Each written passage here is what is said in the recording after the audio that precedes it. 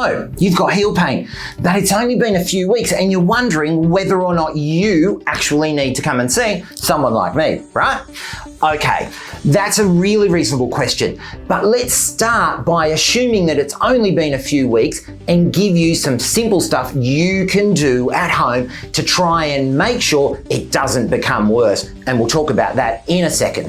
The first thing you need to think about and make sure you do is get some really good quality shoes. Now, good quality shoes are not super soft cushion shoes. They're cushion shoes, but with a firm cushioning. Now, the other things you need to look for when you're looking for a good shoe is that they don't bend in the middle, that they do bend at the toes, and they've got a firm heel counter. Now, we've got a whole video on what to look for when you've got heel pain in a shoe, so head there. The next thing you can do is grab some anti-inflammatories. By all means, go and get some advice. So see your podiatrist or see your general practitioner, but some mild anti-inflammatory medication like creams and also tablets is probably something you want to try in the first few weeks.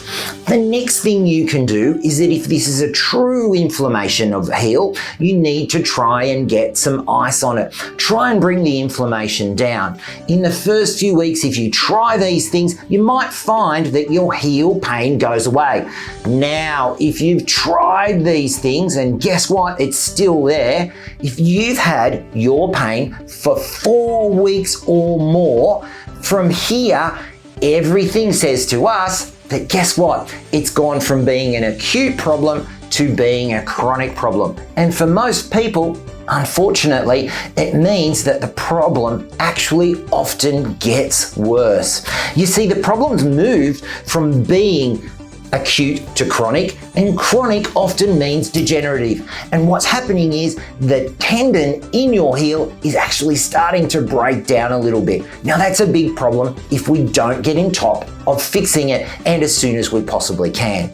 So what you need to do is anything over 4 weeks, make sure you see a podiatrist, and make sure you see a podiatrist that's really experienced in seeing heel pain.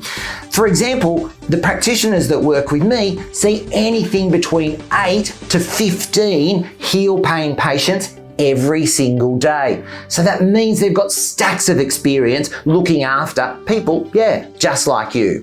Finally, I want to say one thing. We won't harp on it, but guess what? If you're stretching and you've had heel pain for more than 4 weeks, please stop.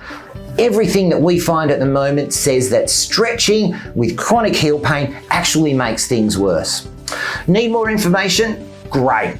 Look in below and you'll find that there's stacks of links to actually great information about heel pain and other conditions that we talk about in aid to getting you back to happy, healthy, and active. So I'll catch you at those videos next.